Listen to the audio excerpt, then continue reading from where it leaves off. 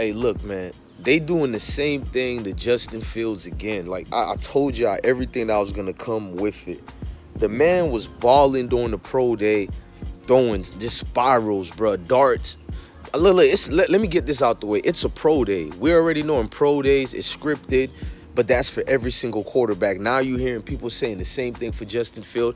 I mean, he did amazing in his pro day, but it's scripted. And my thing is, they're not saying the same thing for these other so-called elite quarterbacks, the Zach Wilsons of the world. Look, it already was weird when they passed Zach Wilson before him.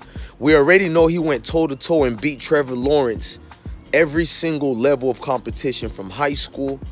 He beat Trevor Lawrence in college. He beat Trevor Lawrence in the Elite 11. I mean, he balls out. He's a great shortstop in baseball. He had a possibility to get drafted at a high school in baseball. You know what I mean? Getting offers also in college for baseball. But he just stick to the quarterback part. His junior year, I think during his senior year, he stopped playing baseball. I think so. Y'all tell me if I'm wrong.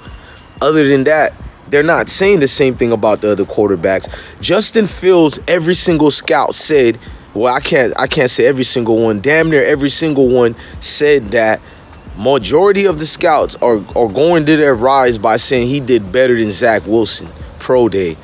But yeah, you even heard a guy on ESPN Get Up this morning even alluded to the fact that it's a shame that they're not talking about Justin Fields pro day the way that they're talking about Zach Wilson. And that was a white male who said it. So, I'm not going to do the race thing. Let's erase it and not do the race thing. Let's just look at it specifically on Justin Fields being superior to a lot of these quarterbacks, and the inferior quarterbacks are getting more altitudes of attention and praise, and their stocks are going higher than Justin Fields. Meanwhile, Justin Fields didn't do anything to hurt his stock. He had a bad game against Northwestern, and every Joe Schmo came out the woodwork to crucify him for that one game, educational purpose. Meanwhile, several games that Zach Wilson had where he had bad throws, processing the defense badly, especially against Coastal Carolina, and he doesn't get criticized for it. We're being told that he's smart almost automatically. Majority of quarterbacks who look like him, the first thing we're told about them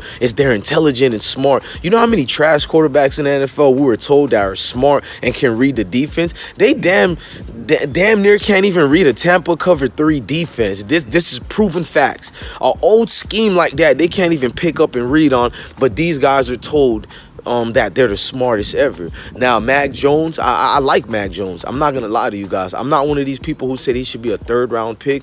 I think the level of competition he faced is the reason why I think Justin Fields should be also a top pick quarterback. I don't know how you got Zach Wilson. I think we need to quit with the narratives and quit changing the goalposts. I told you guys this morning what was going to happen. Everybody's going to be against Justin Fields, and there's nothing he can do to prove his status or get any type of respect because the agenda is already written. It's not going anywhere. The agenda is here to stay.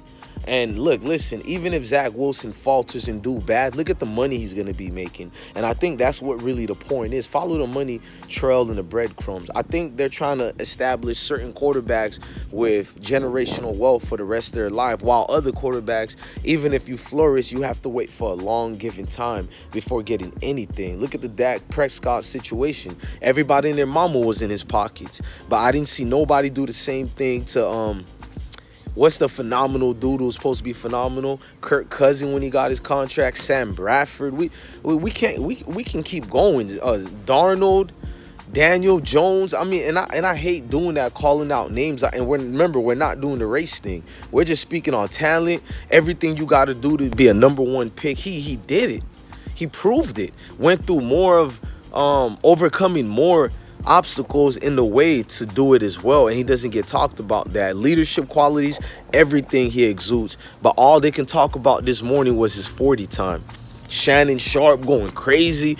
Oh, did you see his 40 time? What does a 40 time got anything to do with being a quarterback? Yet that's not even the highlight of Justin Fields' pro day. The highlight of his pro day was actually throwing the ball, which Shannon Sharp failed to mention at all this morning, which tells me people get paid to follow a curriculum, agenda-based curriculum, and that's what's being followed. This actually unfortunate situation, man. We all see the elephant in the room. We all know what's going on, but people are gonna be too scared to tell y'all the truth about it. That's why it's good to be listening to folks like me, because at the end of the day, whether you like Justin Fields or not, even you had to rave at seeing the pro day. And if you say pro days are nothing, then why don't you say the same thing about Mac Jones' pro day, Zach Wilson's pro day? And remember, we're not doing race, because Shannon Sharp and Clark are also calling out, you know what I mean? Whatchamacallit, Clark from ESPN, former Pittsburgh Steelers, he's also calling out Justin Fields. But especially Shannon Sharp embarrassed himself this morning. For him to focus on Justin Fields' 40th time when all the scouts was praising and talking about that phenomenal passing drills he was, you know what I'm saying, doing great about. It tells you everything about men like Shannon Sharp, a lot of these other men on national TV, platforms. It's crazy, man. Look, I'm your God Bless one. Thank you for watching another episode of I Smoke Hip Hop Live. I'm out, man.